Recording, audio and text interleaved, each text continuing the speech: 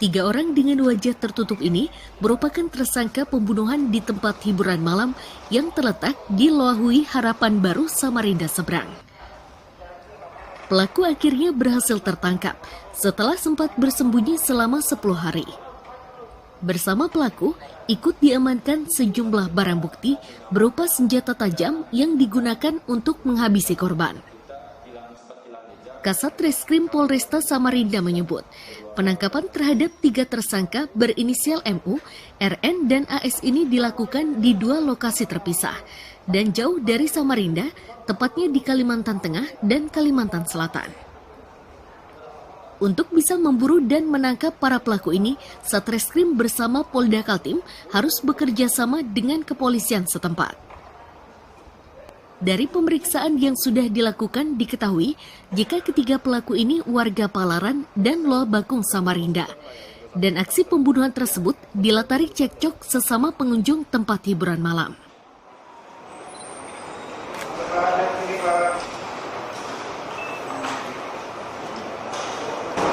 Kita berhasil mengamankan 3 pelaku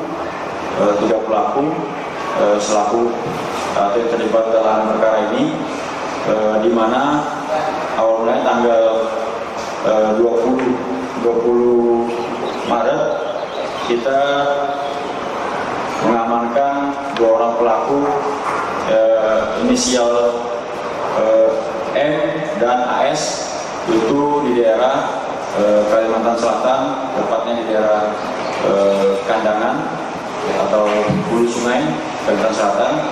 Kemudian pelaku satunya lagi inisial MU itu 4 hari kemudian tanggal 24 Maret kita amankan di daerah Kalteng ataupun daerah Polres Barito Utara di Muara Tewe tepatnya. Untuk mempertanggungjawabkan perbuatannya, ketiga tersangka terancam pasal 338, 340 tentang pembunuhan, pasal 170, 351 KUHP dengan ancaman pidana 20 tahun penjara dan maksimal penjara seumur hidup. Amir Hamzah, Zulfikar Asa melaporkan dari Samarinda.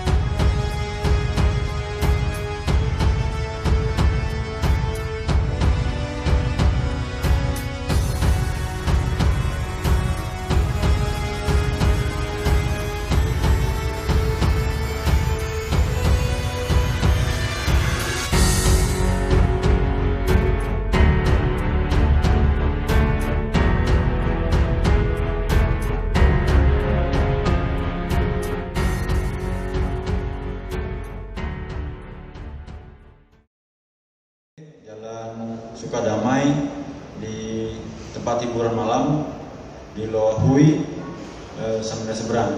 Kejadian kurang lebihnya jam 1.45 WITA.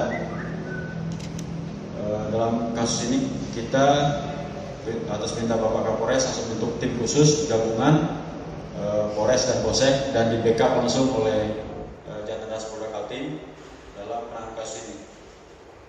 Kita berhasil mengamankan 3 pelaku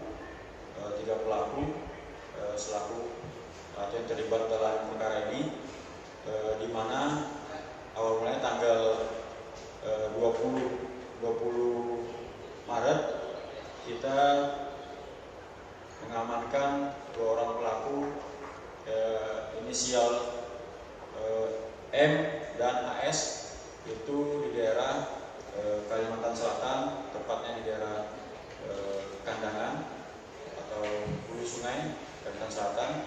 Kemudian pelaku satunya lagi inisial MU itu 4 hari kemudian tanggal 24 Maret kita amankan di daerah Kalteng ataupun daerah Polres Barito Utara di Muara Tewe tepatnya. Dan awal kejadian ini ditengarai oleh percekcokan antara pelaku dan korban, di mana sempat korban pada saat ribut di TKP itu memukul pelaku kemudian mengeluarkan senjata tajam. Kemudian dari ketiga pelaku meninggalkan TKP lokasi, kemudian mengambil senjata tajam yang sudah ada di kendaraan roda 4 yang diparkir di luar THR tersebut.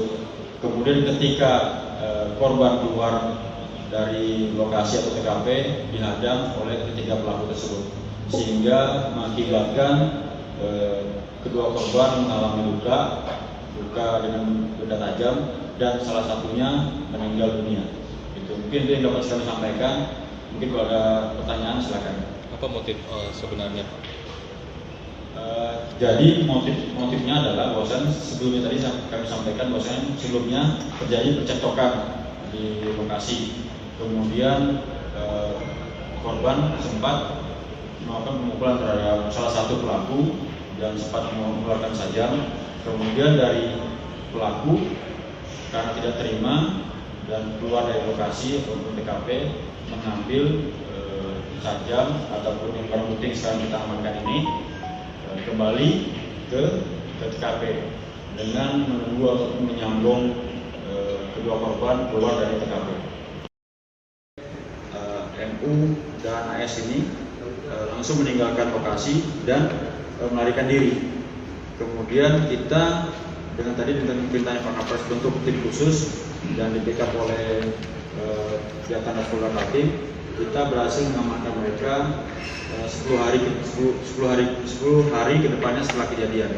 Dan kita amankan di luar dari Kaltim maupun luar dari Samarinda, yaitu di Kalsel 2 orang, yaitu AS dan M. Kemudian 4 hari berikutnya di Kalteng atau di Barito Utara, yaitu si MU. Pelaku ini yang mengakibatkan korban meninggal itu dari pelaku MU yang menggunakan ini menggunakan parang ataupun sejenis mandau. Ini digunakan oleh pelaku MU untuk menghabisi korban di lokasi. Yang kedua lagi sama itu melakukan penganiayaan secara bersama-sama terhadap korban satunya. Karena korban ada 2, satu meninggal dunia, satu dalam keadaan kritis. Pada saat diamankan dibawa ke Samarinda dan pada saat kita mau cari barang bukti, pelaku berusaha melarikan diri sehingga kita melakukan tindakan tegas.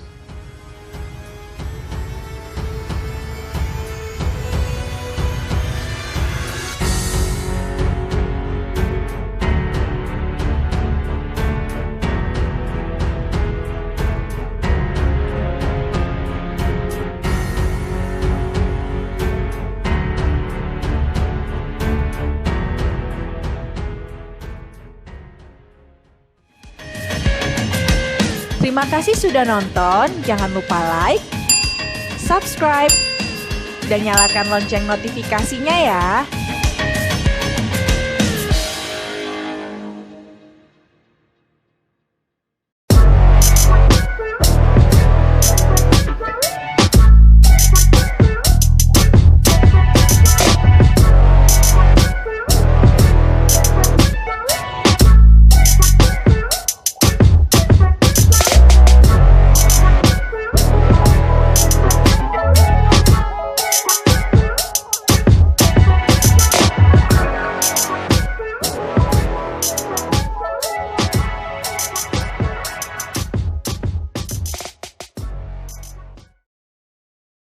Alhamdulillah pada hari ini kita melakukan rekonstruksi tindak pidana yang terjadi di tempat hiburan malam di Lohui.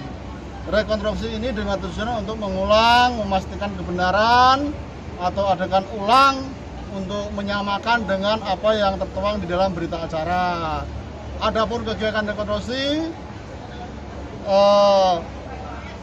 terdapat 15 adegan yang terlibat. Dalam adegan ini langsung dari para pelaku kita memilih di Polres untuk efektivitas dan gangguan, mengingat di lokasi TKP yang sebenarnya posisinya miring dan mengantisipasi daripada keluarga korban yang selalu monitor keberadaan para pelaku.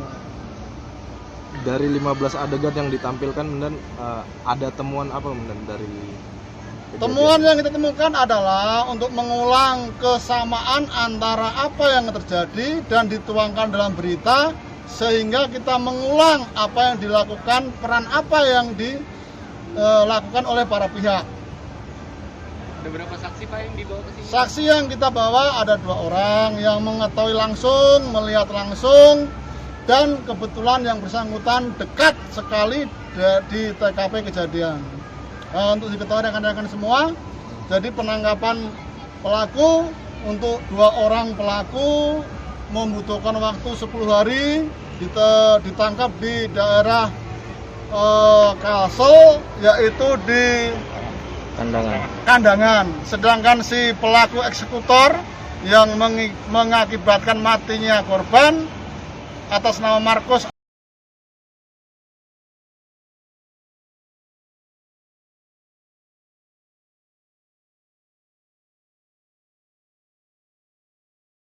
mengakibatkan salah satu di antaranya meninggal dunia.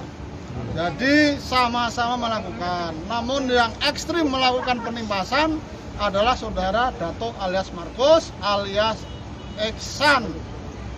Berarti bisa dibilang pelaku utama, benar? Pelaku utama. Jadi pelaku utamanya atau eksekutor sehingga korban itu meninggal adalah Dato alias Markus alias Dato alias Iksan.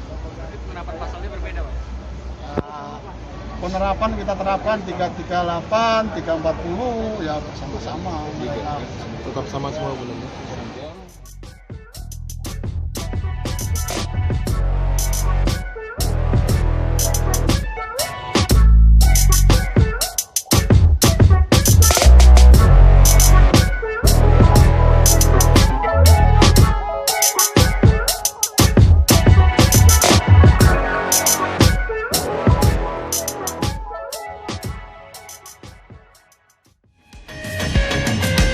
Terima kasih sudah nonton, jangan lupa like, subscribe, dan nyalakan lonceng notifikasinya ya.